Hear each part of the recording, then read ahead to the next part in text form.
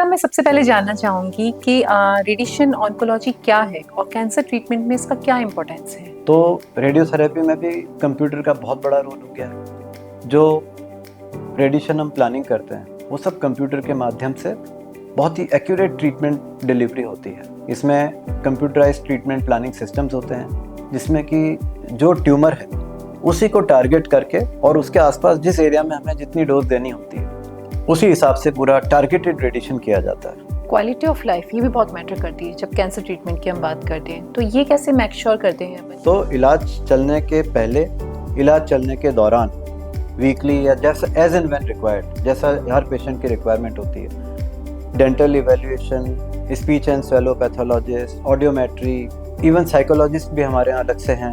तो जहाँ पर जिसकी ज़रूरत होती है सबको इन्वॉल्व करके रखते हैं। फिर जब ट्रीटमेंट पूरा हो जाता है उसके बाद भी हम टाइम टू टाइम पेशेंट्स को दोबारा बुला करके देखते हैं क्या प्रॉब्लम्स आ रही हैं, क्या नहीं आ रही हैं, और उसके अनुसार सिम्टोमेटिक ट्रीटमेंट देते हैं। सर, अगर बात अपन एक्सपेंस की करें तो कितना कॉस्टिंग आता है एक पेशेंट के ट्रीटमेंट में? अगर हम कीमोथेरेपी के मुकाबले में और सर्जरी के मुकाबले में बात करें तो रेडिएशन की कॉस्ट बहुत ही कम होती है। भगवान महावीर कैंसर हॉस्पिटल में सभी पैनल्स हैं।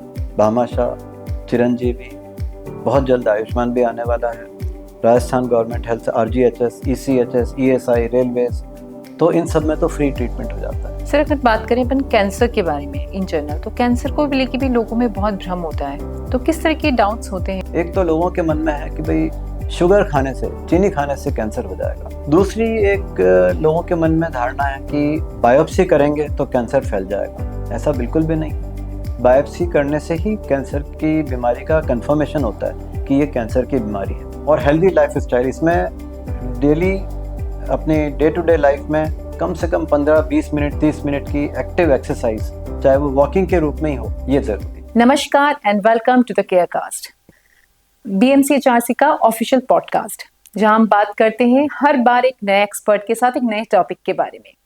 इसी सिलसिले में आज हमारे साथ मौजूद है doctor Sehrawat. Doctor Sehrawat HOD and senior consultant है, डिपार्टमेंट ऑफ रेडिएशन ऑन्कोलॉजी इन भगवान Mahaveer cancer hospital. Doctor Rawat, आपका बहुत बहुत स्वागत है इस शो में। डॉक्टर रावत, जिनको 32 इयर्स का एक्सपीरियंस है इन फील्ड ऑफ रेडिएशन ऑन्कोलॉजी, और आज इस पॉडकास्ट में वो हमें बताएंगे रेडिएशन ऑन्कोलॉजी उससे जुड़े हुए तमाम पहलुओं के बारे में। तो आइए जानते हैं। सर, मैं सबसे पहले जानना चाहूंगी कि रेडिएशन ऑन्कोलॉजी क्या है और कैंसर ट्रीटमेंट में इसका क्या इम्पोर्टेंस है? कैंसर ट्रीटमेंट में 3 मुख्य पद्धतियां होती हैं। एक होती है सर्जरी, जिसे सर्जिकल ऑन्कोलॉजी कहते हैं। दूसरी होती है मेडिकल ऑन्कोलॉजी, जिसमें कीमोथेरेपी, इम्यूनोथेरेपी, टारगेटेड थेरेपीज होती हैं। और तीसरी होती है रेडिएशन ऑन्कोलॉजी, जिसमें रेडियोथेरेपी का ट्रीटमेंट किया जाता है। रेडियोथेरेपी को हिंदी में विकिरण प्रणाली बोलते हैं और आम भाषा में लोग इसको कई नामों से बोलते हैं, जैसे कि सेक, सिकाई, सिकैया, सिकता, बिजली, करंट, लाइट, हीट, भाप, ये सब अलग अलग प्रकार के नाम मैंने भी लोगों से ही सुने। पर मेनली ये रेडियोथेरेपी होती है। कैंसर के ट्रीटमेंट में एक अहम भूमिका होती है इसके, और ऑलमोस्ट हर कैंसर पेशेंट का, या ये यूँ कह लीजिए कि 80% ऑफ द कैंसर में कहीं ना कहीं इलाज के दौरान रेडिएशन की आवश्यकता पड़ती है। सर, जैसे आप बता रहे हैं कि रेडिएशन थेरेपी के इतने सारे नाम होते हैं, तो डेफिनेटली लोगों के मन में इसको लेके बहुत सारे डाउट्स भी होंगे, बहुत सारे भ्रम होंगे। वो किस तरह के भ्रम आते हैं आपके पास OPD में? तो ये भ्रम न केवल पेशेंट्स में बट इवन रेफरिंग डॉक्टर्स को, जो नॉन कैंसर ट्रीटमेंट से रिलेटेड होते हैं, उनके भी मन में काफ़ी मिसकंसेप्शंस हैं रेडिएशन के बारे में। सबसे कॉमन जो मिसकंसेप्शन है वो ये है कि भाई रेडिएशन से जला डालेंगे। तो ऐसा कुछ भी नहीं होता है। रेडिएशन बिल्कुल एक्सरे की तरह होता है। ये जिस प्रकार एक्सरे खींचते वक्त कुछ भी महसूस नहीं होता, कोई ठंडे गर्म का एहसास नहीं होता है, कोई सुई नहीं चुभती है, कोई दर्द नहीं होता है, उसी प्रकार रेडियोथेरेपी एक्सरे की तरह है। एक्सरेज जो हैं वो डायग्नोस्टिक होते हैं। रेडिएशन में उन्हीं एक्सरेज को ट्रीटमेंट के लिए यूज़ किया जाता है। तो इससे कोई पार्ट जलता नहीं है। इसके कुछ साइड इफ़ेक्ट ज़रूर होते हैं, जैसे उदाहरण के तौर पे अगर मुंह, नाक, कान, गले के कैंसर का ट्रीटमेंट कर रहे हैं तो कुछ दिनों के बाद मुंह के अंदर जो म्यूकोजल लाइनिंग होती है वो लाल हो जाती है, जिसको हम आम भाषा में छाले बोलते हैं। छालों की वजह से थोड़ा बहुत खाने में परेशानी आती है, आवाज़ भारी हो जाती है, थूक गाढ़ा व चिपचिपा होता है, स्वाद में परिवर्तन आता है। ये सभी साइड इफ़ेक्ट्स टेम्पररी होते हैं। टेम्पररी से मेरा मतलब है कि 10-12 इलाज जब हो जाएंगे उसके बाद आने शुरू होंगे। आखिरी के 10-12 दिन के दौरान ये ज़्यादा हो जाते हैं और इलाज कंप्लीट होने के बाद 15-20 दिन में धीरे धीरे कम होने लग जाते हैं। तो ऐसा कोई जलाने वाला सिस्टम नहीं है। हाँ, स्किन का कलर ज़रूर डार्क पड़ता है इसमें, जैसे आंखों के नीचे डार्कनेस होती है वैसे स्किन का कलर डार्क पड़ जाता है, दाढ़ी वगैरह के बाल गिरते हैं। सिमिलरली से फॉर एग्जांपल अगर बच्चेदानी का कैंसर है तो वहाँ का इलाज करेंगे तो वहाँ पे कोई छाले वाले नहीं पड़ते हैं, पर हाँ वहाँ की स्किन का कलर थोड़ा सा डार्क पड़ सकता है कुछ दिनों के लिए। कभी कभी 100 में से 2-4 लोगों को डायरिया हो सकता है, लूज मोशंस हो सकते हैं। तो ये बहुत ही सेफ और आसान ट्रीटमेंट है ये रेडियोथेरेपी का, बस केवल जानकारी की अभाव होती है थोड़ी सी। सर रेडिएशन थेरेपी के जहाँ से हम बात कर रहे हैं तो रेडिएशन थेरेपी में पिछले कुछ डिकेड्स में भी बहुत चेंजेस आए होंगे डेफिनेटली।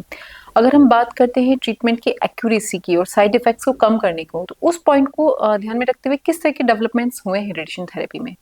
तो जैसा आप लोग सब जानते हैं आजकल हम लोग कंप्यूटर के एज में रह रहे हैं, तो रेडियोथेरेपी में भी कंप्यूटर का बहुत बड़ा रोल हो गया है। जो रेडिएशन हम प्लानिंग करते हैं वो सब कंप्यूटर के माध्यम से बहुत ही एक्यूरेट ट्रीटमेंट डिलीवरी होती है। इसमें कंप्यूटराइज ट्रीटमेंट प्लानिंग सिस्टम्स होते हैं जिसमें कि जो ट्यूमर है उसी को टारगेट करके और उसके आसपास जिस एरिया में हमें जितनी डोज देनी होती है उसी हिसाब से पूरा टारगेटेड रेडिएशन किया जाता है। तो उसका नतीजा ये रहता है कि हम बहुत अच्छी हाई डोज दे सकते हैं ट्यूमर को, और आसपास के जो नॉर्मल टिश्यूज होते हैं, ऑर्गन्स एट रिस्क बोलते हैं उसको, उनको हम बचा सकते हैं। तो आज के टाइम्स में जो कंप्यूटराइज प्लानिंग होती है उसको हम बोलते हैं IMRT, यानी कि इंटेंसिटी मॉड्यूलेटेड रेडियोथेरेपी। जैसे कि नाम से ही पता चल रहा है इंटेंसिटी मॉड्यूलेटेड, मतलब कि अलग अलग एरियाज में जैसे ट्यूमर को हम हाई डोज दे सकते हैं, कुछ नॉर्मल स्ट्रक्चर्स हैं उनको कम कम दे सकते हैं, तो इंटेंसिटी को मॉड्यूलेट कर सकते हैं हम, कहीं ज़्यादा कहीं कम। तो ये IMRT का ट्रीटमेंट होता है जो आज के कंप्यूटर की बहुत बड़ी देन है ये रेडिएशन की डिलीवरी में। तो इसके माध्यम से प्रिसिशन रेडियोथेरेपी पॉसिबल है, टारगेट को हाई डोज और नॉर्मल टिश्यूज को बहुत कम डोज। तो इससे पेशेंट का टॉलरेंस बहुत अच्छा होता है, क्योर रेट्स बेटर होती हैं, साइड इफेक्ट्स कम होते हैं, क्वालिटी ऑफ लाइफ बहुत अच्छी मेंटेन रहती है। तो इससे जो ट्रीटमेंट का जो टाइम फ्रेम है, क्या उसमें भी चेंजेस आए? टाइम फ्रेम में तो ऐसा कोई विशेष फर्क नहीं आता, ओके। पर मोटा मोटी तौर पे अगर हम देखें तो एक सेशन में करीब 8 से 10 मिनट लगते हैं ओके। जब भी पेशेंट का ट्रीटमेंट होता है। रेडिएशन ट्रीटमेंट एक ऐसा है कि ऐसा नहीं है कि ये वन टाइम ट्रीटमेंट हो।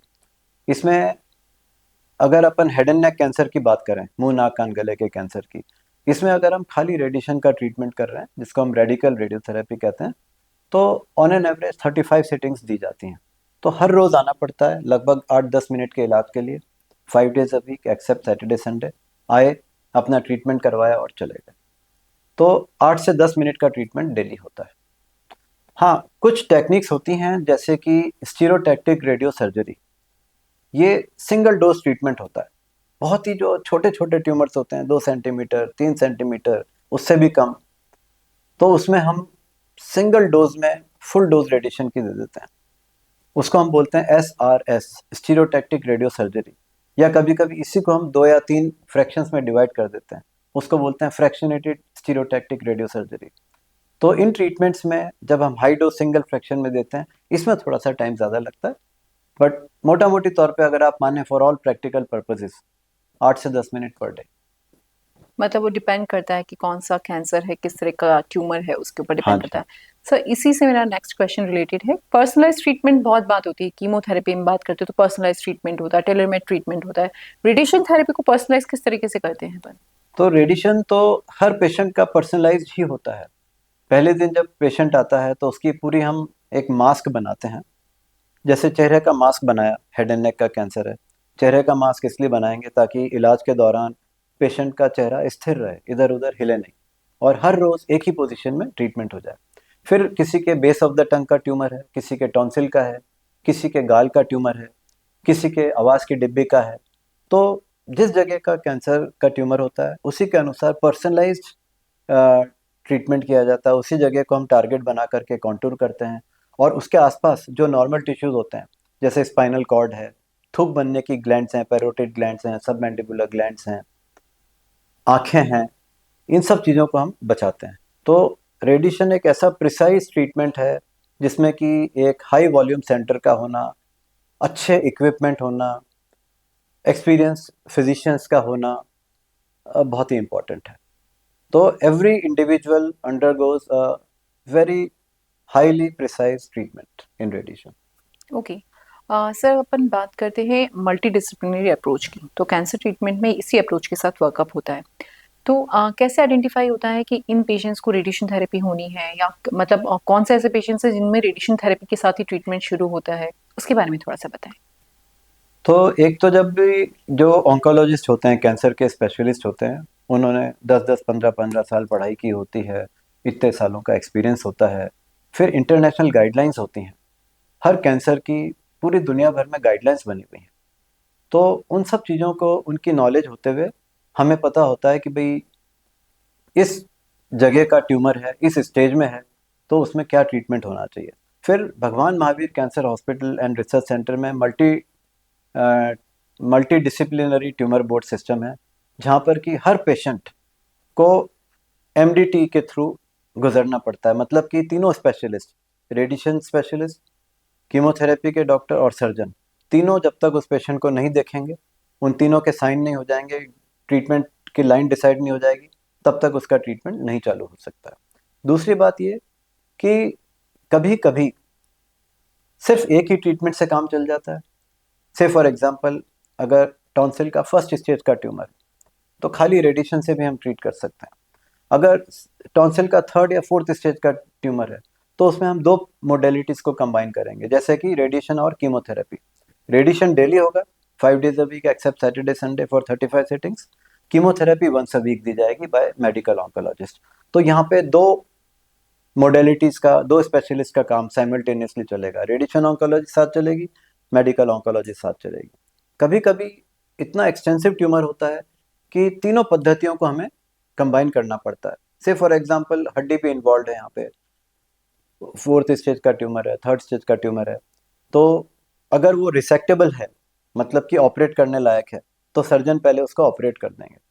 फिर ऑपरेट करने के बाद, क्योंकि उसमें बहुत ज़्यादा बीमारी थी, उसमें आगे रेडिएशन का और कीमोथेरेपी का इलाज चलेगा। तो इस स्थिति में पहले ऑपरेशन होएगा, फिर रेडियोथेरेपी और कीमोथेरेपी दोनों होंगी। तो इस केस में तीनों मोडेलिटीज़ का यूटिलाइजेशन हो गया। तो जैसे मैंने बताया कि फर्स्ट स्टेज थी, उसमें सिर्फ रेडिएशन से काम चल गया। सेकेंड स्टेज थी, उसमें कीमो रेडिएशन दोनों चीज़ें यूज़ करी। थर्ड फोर्थ स्टेज में हमने सर्जरी भी करी, कीमो रेडिएशन भी करा। तो इस प्रकार, और जैसे मैंने शुरू में भी बताया था कि ऑलमोस्ट 80% ऑफ द ट्यूमर्स में कहीं ना कहीं, कभी ना कभी रेडिएशन की आवश्यकता पड़ती है, या तो प्राइमरी के ट्रीटमेंट में, या कभी आगे चल के वो फैल जाता है, कभी ब्रेन में आ गया, कभी बोन में आ गया, तो उसको हम पैलिएटिव रेडियोथेरेपी बोलते हैं। तो वहाँ पर रेडिएशन देने की भी आवश्यकता पड़ती है। तो इसी प्रकार हम इंटीग्रेट करते हैं तीनों मोडेलिटीज़ को, depending upon stage and timing. Quality of life ये भी बहुत मैटर करती है जब कैंसर ट्रीटमेंट की हम बात करते हैं। तो ये कैसे मेक श्योर करते हैं अपन कि नॉर्मल, जब कैंसर ट्रीटमेंट पूरा चल रहा है, बिकॉज मल्टीपल साइड इफेक्ट्स भी आपने मुझे बताया, और हर थेरेपी का एक अपना साइड इफेक्ट्स कुछ ना कुछ होता है, चाहे वो शॉर्ट टर्म के लिए रहे, तो वो क्वालिटी ऑफ लाइफ वापस से वो एक नॉर्मल रेंज में आ सके, नॉर्मल ट्रैक पे आ सके, उसके लिए अपन क्या कुछ सजेस्ट करते हैं? तो सबसे ज़्यादा इम्पोर्टेंट इसमें चीज़ होती है हाई वॉल्यूम सेंटर की।